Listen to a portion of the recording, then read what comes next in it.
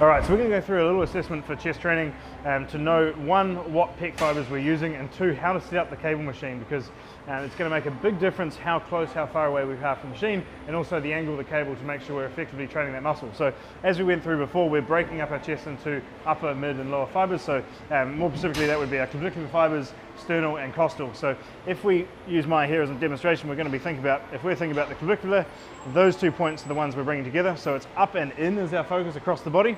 Okay, whether we're doing it sternal, it's coming straight across, so we're pulling there, and then costal is going to be down and in. So as you can see, that's the line of force from a hand here.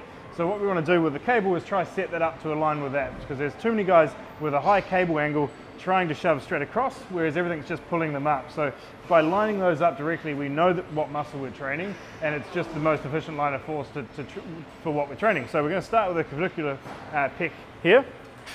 So have you hold that one?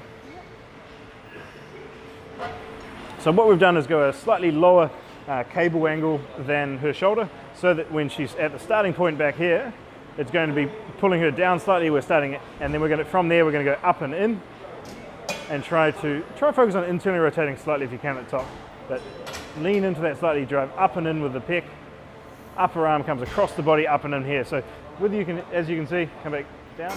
You can see mine is nice and lean through her pec, so as you drive across, you can actually see these pec fibers on the upper pec contract, as long as you're coming up nice and high. And this is going to be, this can be relative depending on the angle of your sternum, where your attachments of those muscles are. So just make that assessment with your own physique. Obviously, the leaner you are, the bigger you are, you can kind of see that more often, but you're going to get a pretty good idea of what's contracting. Cool, relax here. Relax, I'll take that. So if we're now going sternal fibers,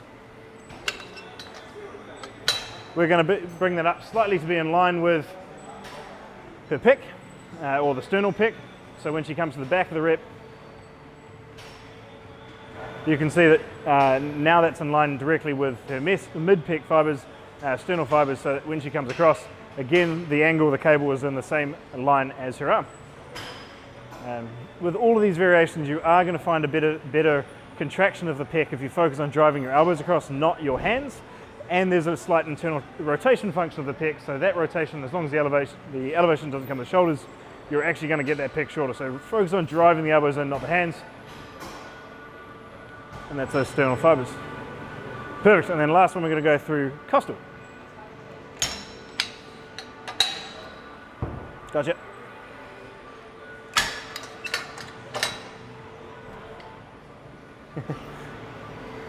So with this one, a little bit differently, we're still lining up the angle of the cable with the angle of her arm. So when she comes to the back of the rep here, that's pulling her down, staying nice, a little bit higher through there. You can see it's pulling her down on that decline fiber. We're going to squeeze the top here, and then there's a slight difference in the function here where we're going to rotate in slightly, but we're also going to focus on getting a little bit of a dip at the bottom. Because of how the costal fibers attach on the sternum, we're going to bring this up and across. We're going to drive across here. And then on that last little bit, I just want to get a bit of a dip there. And you'll notice the difference in the squeeze, yeah? So stabilizing through the back, contract that pec. We're driving across the body and then just driving that down to get that last little bit of contraction out of the pec. So back's nice and stable, doing a really good job to just stabilize those shoulders and then drive across. Awesome, relax. Cool, so all three of those variations are really great variations to at least isolate what part of the pec you're training. But hopefully that gives you a really good understanding of how to train each of the ones of those separately, depending on whether you're doing a dumbbell press, a fly, or whatever else in between, to know how to train those individually.